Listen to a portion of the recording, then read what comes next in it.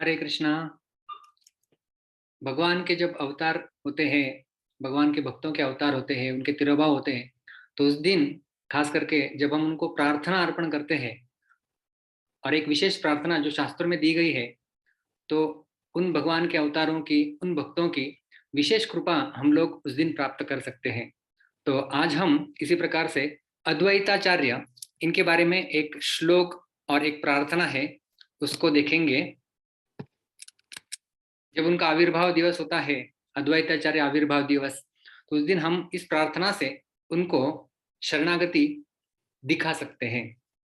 तो चैतन्य चरितामृत में कृष्णदास कविराज गोस्वामी आदि लीला के पहले ही अध्याय में अद्वैताचार्य को प्रणाम करते हैं।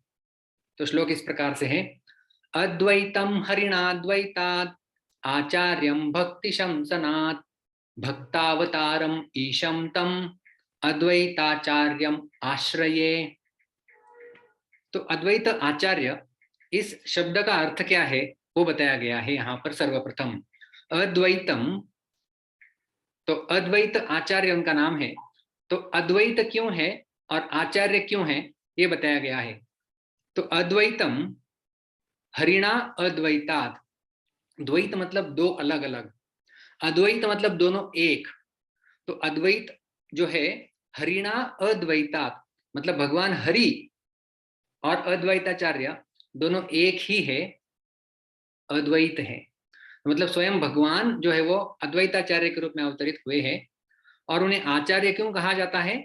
आचार्यम भक्ति शमसनात्, भक्ति का प्रचार प्रसार उन्होंने किया। और किस प्रकार से? उन्होंने इस प्रकार से शालिग्राम शिला, उसका तुलसी दल और गंगा जल, इनसे अभिषेक किया और इस प्रकार से पुकारा कि श्री चैतन्य महाप्रभु को उन्होंने अवतरित कराया इस धरती के ऊपर। और भक्ति का प्रचार प्रसार किस प्रकार से होता है अपने जीवन से उन्होंने सिखाया, इसलिए वो है आचार्य। तो अद्वैत क्यों है? क्योंकि वो भगवान हरि से अभिन्न है। आचार्य क्यों है? क्योंकि उन्होंने भक्ति कैसी करनी चाहिए, भक्ति का प्रचार प्रसार स्वयं के आचरण के द्वारा दिखाया। भक्त अवतारम ईशम तम, ऐसे ईश्वर जो भगवान के भक्त अवतार है।